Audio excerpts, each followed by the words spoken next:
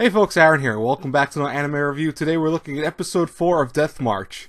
Now, interestingly enough, ever since the first episode of Death March, which is where I started my first rant of 2018, we have seen a big improvement in the show. I'm not saying in the sense that it's like, oh, it's the best show of the season. No, it's not even close.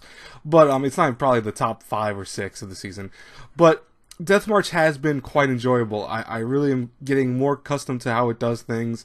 And even the isekai stuff that is very generic about it, because there's a lot of very generic isekai stuff about it, it's been getting overall a lot stronger in terms of execution. And I think that's made the show a lot more fun, and just it works better overall.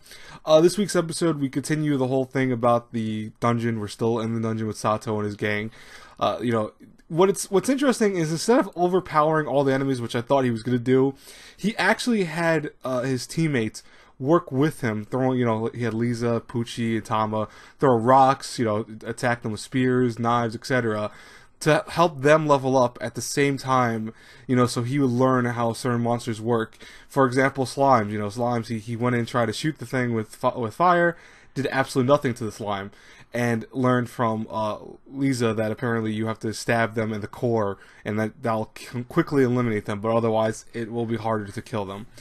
And I think that's interesting, because I believe that there was a few video games in the past that actually had slimes being very strong to magic, so you had to always use attacks rather than use magic. And I can't remember if that was a Dynasty Warriors series, or not Dynasty Warriors, a Dragon Quest series, or if that was another series, but I believe it was one of those.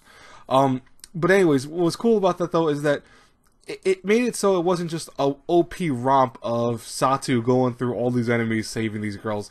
It felt like a collaborative experience, He actually needed these girls with him to help him out. And I thought that was cool. Probably my biggest issue is when they finally meet up with everyone, and, they end up seeing the weird one-eye not dragon, what was it? One-eye demon creature thing. He ends up fusing with a giant, larger creature. At this point, Satoo, who has disguised himself as some other hero because he didn't want to get quote-unquote spotted for being so OP, does some very, I want to say, questionable things to take him down. I mean, I get the purpose that, apparently only heroes can kill giant monsters and stuff like that, but at the same token, the whole sequence of events from here was very strange. For example, he pulled that sword out. I don't remember ever getting a sword like that. He probably did in the first episode, and I probably wasn't even paying attention at that point. Or he got it from something else. I don't know. That sword came out of the woodwork for me, and it kind of annoyed the crap out of me. It was hurting him because it was a holy sword, and apparently it didn't deem him as a master. So that was kind of weird, but, it was cool that then he pulled another sword that he got out from somewhere and used that. And I'm like, dude, I went, oh, okay, I get the old fact of you just getting weapons out of thin air, whatever, but that started going back to where I started having issues with Death March again, is because, again, that's the signs of an OP character. Like, oh, look at me, I got 1,000 weapons, I can just pull them out of nowhere. Look, katana, yay, katana.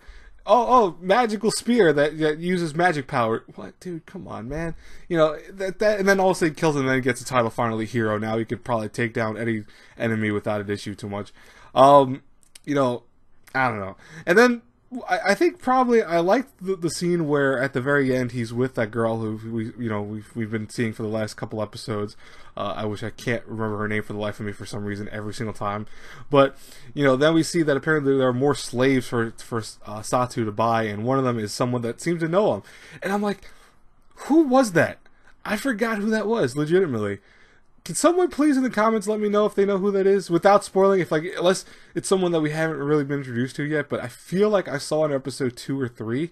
I feel like I have seen her. I just don't remember where I saw her from.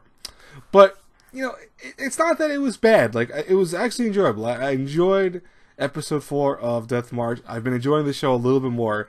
Like I said before, it's not the best thing around. It's still a pretty mediocre show, but at least mediocre is being better than flat out of how the first episode made me feel, where I thought this show was destined to be a horrible show. I really was thinking that initially. Now I don't feel like that anymore. What did you guys think about episode 4 of Death March? Let me know in the comments below. As always, guys and girls, I hope you enjoyed the review. If you did, if you're new to my channel, please subscribe to my channel if you like the content. And, help me just get bigger on YouTube by spreading my videos out and, liking and subscribe. Well, I just said subscribe. You get the whole point. Anyways, I'll talk to you guys later. Have a great, brilliant day, everyone. I have 2 other reviews today. One will be Violet Evergarden. That should be out probably in a half hour, 40 minutes. And I will also see if I can get Love is Like After the Rain, which should have come out already, but I don't see it anywhere where I usually watch it. So I will get that out when I can. I'll talk to you guys later. Have a great, blessed day, everyone. God bless you all. Bye.